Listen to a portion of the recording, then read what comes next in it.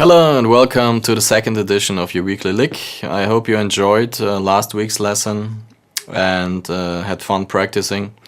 So today again we will look at the solo piece in B minor and especially the lick you saw at the beginning, which is an ascending and descending run in B minor using again the pentatonic scale. Okay? We will divide this into two lessons, so for this week I will show you some of the patterns that are used in this run. The first one would start on the 7th fret on the D string with a downstroke. Then we go with a hammer-on to the 9th fret, the 3rd finger. Then the 7th fret again, this time on the G string, again a downstroke. Okay, so we got two downstrokes. Down, hammer on, downstroke. Then I go with the 3rd finger to the 9th fret on the G string, do an upstroke. Pull off to the 7th fret, and then another hammer on, this time only with the left hand, back to the D string 9th fret with the 3rd finger again. So we got a pattern of 6 notes, which is a very common thing to do. What is interesting, I think, is the way the right hand plays. So pay attention here. It's down, hammer on, down, up, pull off, left hand only.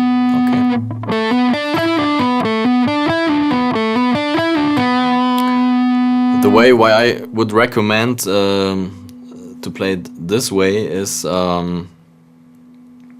because it sounds smooth and very fluid. That's my opinion. So of course you could play it many different ways, but I would recommend this. I'll play it first slowly for you.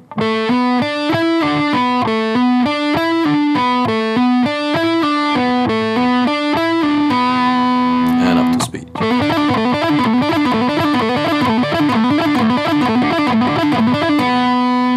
Okay, of course use this in any key, in any pentatonic box shape everywhere on the neck. It's very useful and you can do many things with it. So second pattern I show you is the same one, but now we go over all 6 strings using the complete first box shape in B minor pentatonic. Start on the low E string 7th fret with the 1st finger again. Then repeat the same thing starting on the A string.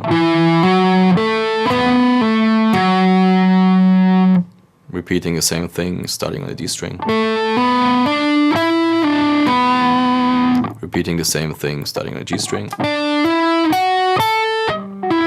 Sorry, do this again. And starting on the B string. Okay. So the complete lick would sound like this.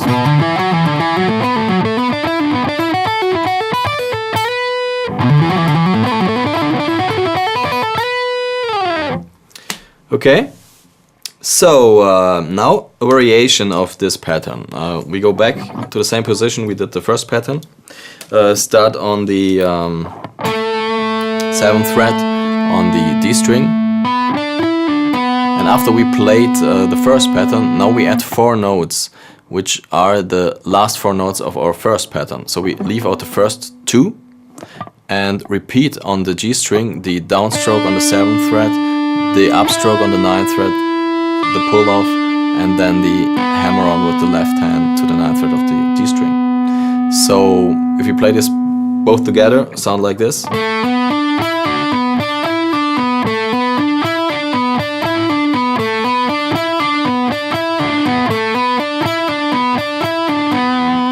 Okay, makes like a variation rhythmically to the pattern, and there are many ways you could play this rhythmically.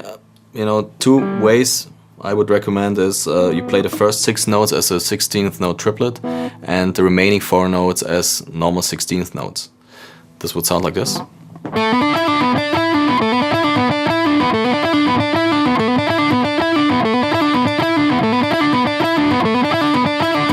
Or you play 5 even notes, because it's a a complete pattern of 10 notes. So divide it into 5 notes each. Then it would sound like this.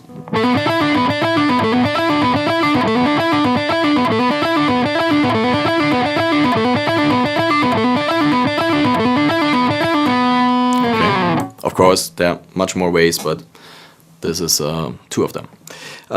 So variation number 2, again, we start the same way. It's basically the same pattern for the right hand. Again, the downstroke on the 7th fret, the hammer on the 9th fret. Then we go to the G string again with a downstroke on the 7th fret. And now we don't go to the 9th fret, we go to the 10th fret, which is the blue note. You remember this one, I guess, from last week's lesson. We also had it in this lick. Now we do the upstroke on the 10th fret, do a pull off to the 7th fret, do a hammer on to the 9th fret, and again a pull off. So we got, after the upstroke, we got, okay, and then do again the left hand hammer on to the D string, 9th fret, 3rd finger. So now we got 8 notes.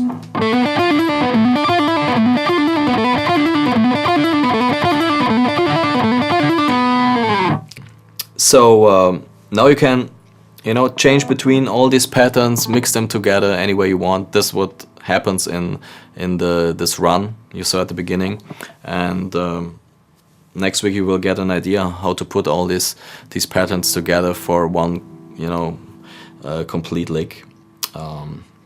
So again, have fun practicing, and hope to see you next week. Bye bye and take care.